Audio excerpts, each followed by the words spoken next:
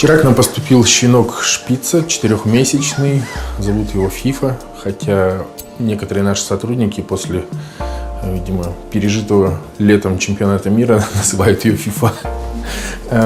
Но у Фифы грустная история, потому что в течение более чем месяца ее не удавалось вылечить от кашля. Были приступы, периодически довольно-таки серьезные, все равно это, конечно, доставляет ей дискомфорт, поэтому и продолжили поиски причин нашего кашля. Сухой кашель, и в конце, когда приступ кончается, как отхаркивание какое-то.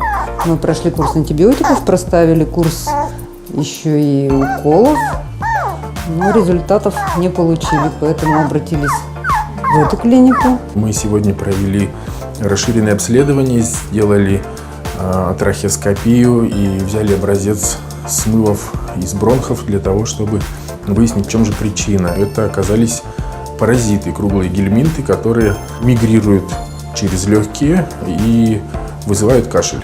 В том и сложность, что кашель, вызванный гельминтами, то есть глистами, вызванный вирусами или вызванный сердечной недостаточностью, внешне никак не отличается, поэтому всегда нужна диагностика, чтобы установить истинную причину.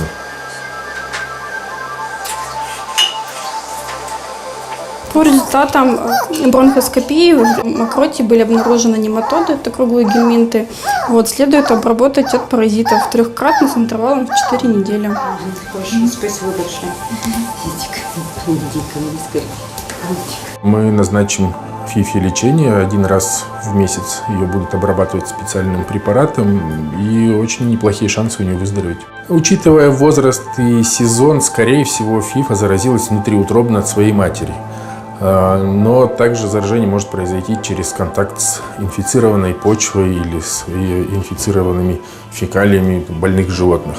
Каждую собаку, каждую кошку, даже если она живет только в квартире, на протяжении всей жизни регулярно нужно обрабатывать от наружных и внутренних паразитов. Потому что некоторые из них, в том числе, опасны для человека и особенно для детей.